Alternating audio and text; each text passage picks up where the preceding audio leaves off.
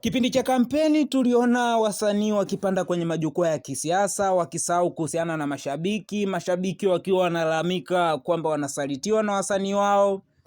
Lakini pia tuliona baadhi ya wasanii wakitoka hadharani na kudai kwamba mashabiki ama watu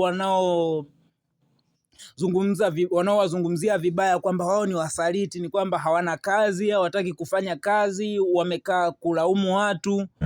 Kila mtu ashinde mechi zake. Fanyeni kazi, acheni lawama.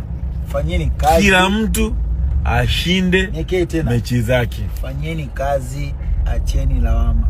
Kila uongozi mnalalamika, kila awamu mnalalamika. Jitafakari, tatizo ni uongozi, ni wewe. Kila awamu mna complain. Kila watu wenu wanawashauri ujinga. Kwenye kila awamu walilalamika. Tuwape nchi waongozi wao. Kauli fupi, fanya kazi. Yaani mwisho siku sio tunafanya kazi juu. Hakuna mtu anapewa zaburi hapa.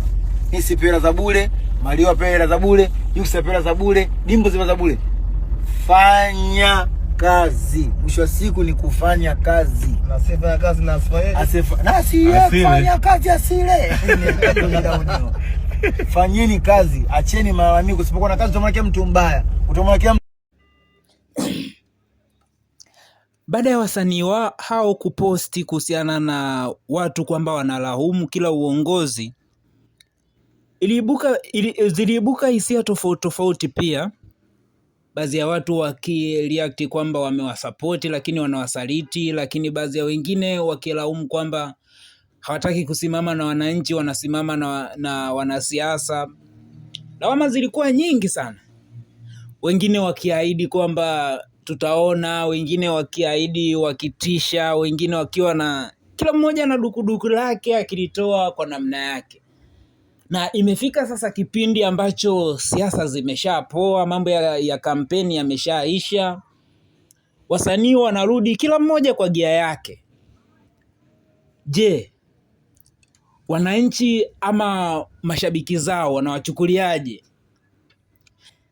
Je, watawapokea ama hawatawapokea? Lakini kikubwa ni kwamba kwenye kila posti ya msanii kuna namna fulani watu wanareact. Yaani wananchi ama mashabiki wamekuwa wakifanya reaction tofauti kuonyesha hisia zao. Moja kati ya hicho kitu ni kitu hiki hapa. Tunaona kwenye posti hii ambayo Nandy kaiposti kupitia Instagram, akiposti kuhusiana na ratiba zake za show mwaka huu na mwaka ujao. Mwaka huu unaoisha 2025 na mwaka ujao 2026. Komenti za watu zinasomeka kama hivi hapa. Komenti ya kwanza inasema, haya Watanzania wenzangu, muda wa kisasi umefika. Sasa tusiangushane. Komenti ya pili, pale Tanzania. Komenti ya tatu anasema, watagi UV CCM mapema maana ni wateja wako watiifu. Komenti nyingine inasema, Kibatara anaenda kuongeza wateja. Komenti nyingine inasema, tuwachuga na Mwanza, si mmeiona ratiba?